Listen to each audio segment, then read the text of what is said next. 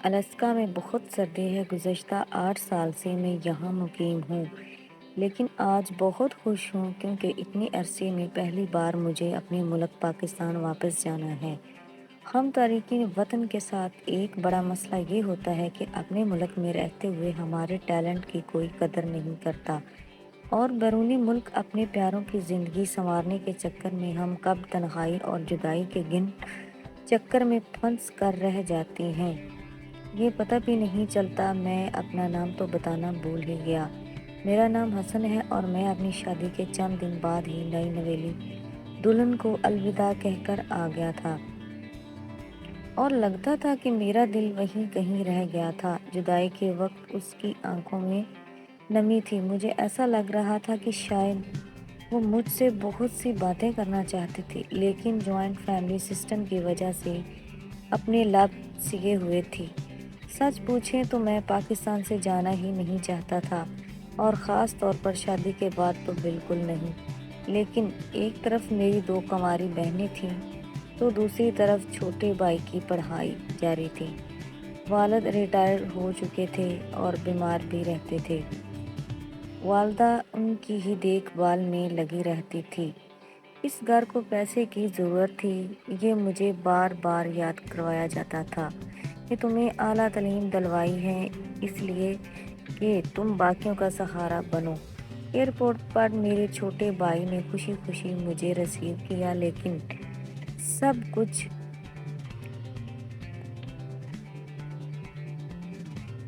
اس کے چہروں پر اس وقت کی بہت اداسی چھا گئی جب میں نے یہاں مستقل رہنے کا ارادہ ظاہر کیا۔ بیٹا، تمہاری زندگی تو وہیں اچھی تھی، یہاں تو وہی غربت ہے، بے روزگاری، اور سب سے بڑھ کر پڑھے لکھے بندے کی قدر ہی نہیں ہے۔ مانا کہ بہنوں کی تم نے شادی کر دی، لیکن ابھی احمر کی پڑھائی باقی ہے۔ اس گھر کو نئے سرے سے بنانا ہے، اس کے لیے سرمایہ درکار ہے۔ وہ کہاں سے آئے گا؟ ہم سب تو تمہارے آسرے پر ہی ہیں۔ ابا نے میرا بازو دباتے ہوئے کہا۔ اماں، نینا نظر نہیں آ رہی؟ میری نگاہیں اپنی بیوی کو ڈھونڈ رہی تھیں۔ ہاں، وہ شاید تمہارے لیے کچھ خاص بنا رہی ہے۔ تم اس سے چھوڑو، یہ بتاؤ بہنوں کے لیے کیا تحائف لائے ہو؟ اور پھر اسی ادھیڑپن میں شام ہو گئی۔ نینا اب تک میرے سامنے نہیں آئی تھی۔ میں تو اسے بتانا چاہتا تھا کہ اس کے لیے الگ مکان خریدوں گا جہاں صرف میں اور وہ رہیں گے، ایک نئی زندگی کی ابتدا کریں گے جہاں ہم دونوں ہمیشہ ساتھ رہیں گے۔ لیکن نینا نے جب سب سنا تو اس کی آنکھوں میں نے خوشی کی کوئی رمق نہیں دیکھی۔ وہ ایسے بت بنی بیٹھی تھی جیسے میں اس کے لیے اپنے نہیں بلکہ کسی اور کے بارے میں بات کر رہا ہوں۔ کیا بات ہے نینا، تمہیں اس بات سے کوئی خوشی نہیں ہوئی؟ میں نے اس کی آنکھوں میں دیکھتے ہوئے کہا، پتہ نہیں مجھے خوش ہونا چاہیے یا نہیں۔ ہماری زندگی اب اس نہج پر آ گئی ہے کہ جہاں کچھ مل بھی جائے تو بھی لا حاصل کا دکھ باقی نہیں رہتا۔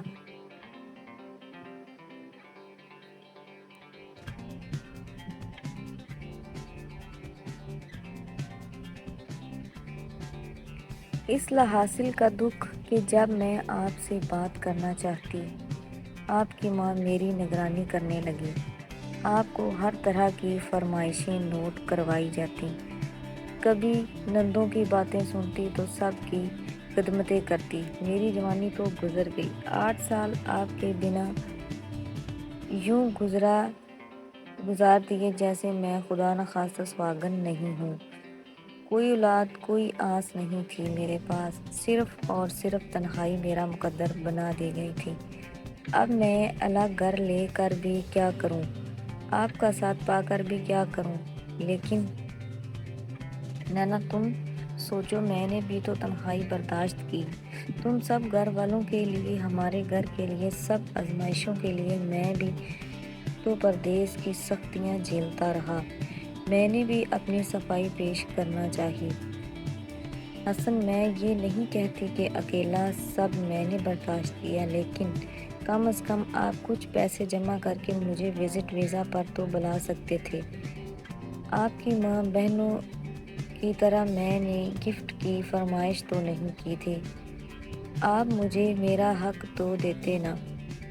کیا میں اس لائق بھی نہ تھی؟ نینا میرے سامنے رو رہی تھی اور میں اسے چپ بھی نہیں کروایا۔ لیکن اب بھی تو ہم اپنی زندگی کو بہتر بنا سکتے ہیں، صرف اپنے لیے سوچ سکتے ہیں۔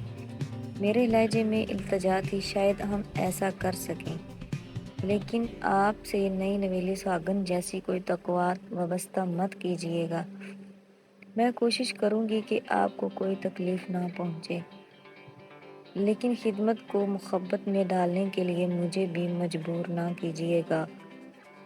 نینا نے اپنا فیصلہ سنا دیا تھا۔ میں نے ایک گہری سانس لے کر یوں محسوس کیا کہ میں اب تک الاسکا میں ہی موجود ہوں اور وہاں کی خنکی سے میرا وجود جم کر منجمد ہو گیا ہے۔